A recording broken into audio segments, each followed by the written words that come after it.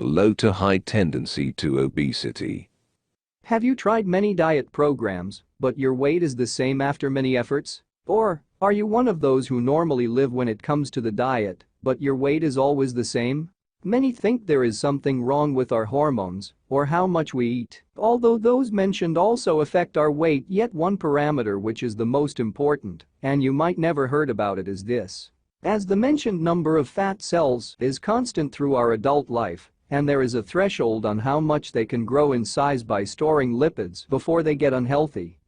It means although they can grow from 20 to up to 300 micrometers, as they are small their absorption speed is fast. But as they grow in size and reaching higher sizes, their speed to intake lipids decreases. Exactly, if you imagine a sponge, as it absorbs water its speed and capacity diminishes drastically. So concentration of lipids in the blood and how much we can absorb lipids from it depends on two parameters. The first is how many fat cells one have, meaning how big of sponge there is to intake. Secondly, which size the individual cells are already in.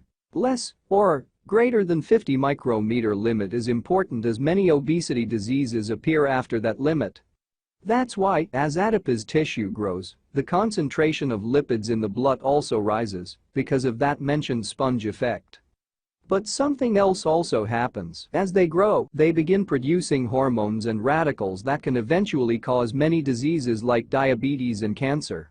So to answer the question of why some of us have difficulties losing weight, and vice versa, beside other reasons, it is mainly due to having variate number of adipocytes in our body, although their cells in both groups enlarge. For those with many cells under their skin, any growth in so many gets much more apparent sooner than those with a low number, mainly because of sheer number of so much more cells under their skin. They seem fat sooner than the other groups. Therefore, people are divided from a low to high tendency to obesity, depending on the number of fat cells.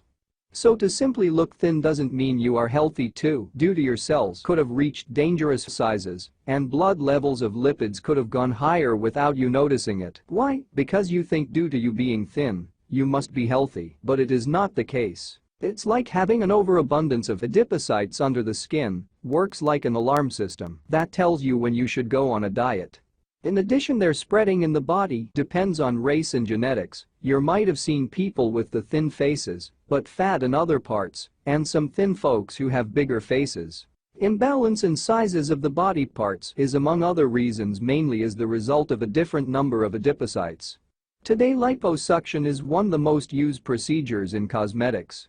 It is a way to reduce that number to make a more balanced body. I will make a video specially on this subject and ways to merely decrease fat cell numbers.